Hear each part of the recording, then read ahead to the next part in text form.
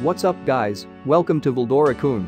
From our previous episode, we have witnessed Benimaru's reaction to Alva's courtship revelation. If you haven't watched the previous episodes, I will put the link in the description below. Just a quick warning, these videos contain spoilers from the light novel. By the way, please follow my backup channel with all the lost videos. Also, don't forget to join our Discord community, Vildora-kun Subordinates. The link is in the description box. So now in this video we will review what happened next, which is the discussion between Rimuru's subordinates. But before we will proceed, please like, subscribe to my channel and hit the notification bell. Now without further ado, let's proceed with the video. It was evening by the time they wrapped up their talks with the Tengu on the final day. All the executives had gathered in the meeting room after a somewhat early dinner. Rimuru wanted everyone to give a report on their recent activities on this rare occasion. They also had a few visitors, Vildora, Ramras, and her servants Beretta and Trainee. Milim would be officially coming to town 3 days from now. Fearing the reveal of her recent activities, she quickly returned. Smart girl.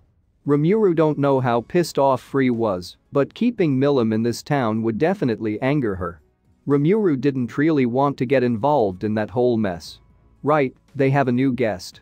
Rimuru announced, now, before we begin this conference, there's someone I'd like to introduce to you all. He is a candidate for an executive position, Miles-kun. If the founding festival in 3 days goes without a hitch, I'd like to name him chief of our financial affairs. I want all of you to treat him well. And Miles added, I am guard Miles. I am quite nervous right now given the important duty assigned to me by Rimuru-sama. But I hope I will earn good favor from all of you here today. As an ever so slightly overweight fellow, Miles didn't look tense at all. It was also bold of him to have greeted them so daringly. Despite being a boss in the underworld, he couldn't use that status nearly as effectively when dealing with actual greater Magians.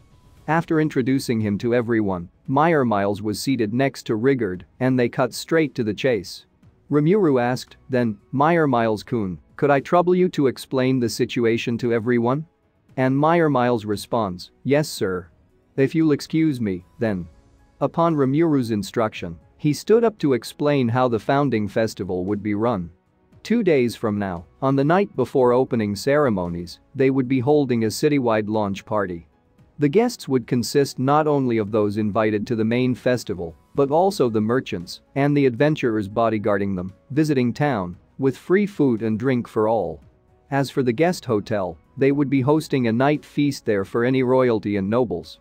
Regarding the dishes that would be served to said elite, they would be made between Shuna and Yoshida-san.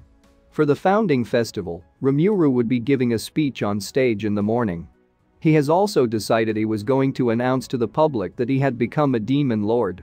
Right after that, they would kick off the battle tournament at the Colosseum. It was their priority to let the other nations and towns get to know their country as more than just violent. That's why they also planned to perform music pieces at the recently built classy opera house for them to enjoy. Miles added, I will use the opportunity to show everyone that Rimuru-sama is also a man of culture. Shion was smiling right along with him, which did nothing to calm Rimuru's nerves. If it had Miles' stamp of approval, he'd have to trust in him. After everyone finished lunch, they would be holding a technological presentation at the museum. Gabiru and Vesta's history of healing potions, Kuraban Garm's grand tour of their weaponry, and so on. For the second day, that's when they would begin to take in the battle tournament. Then, in the afternoon we plan to be hosting a delightful festival of cultural exchange. And on the third day, they would be displaying the highly anticipated labyrinth available to the public.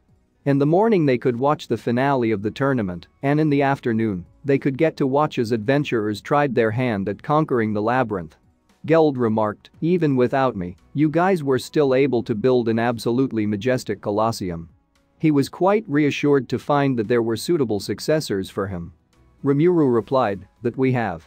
You and Merd's apprentice Gobku worked hard to build it.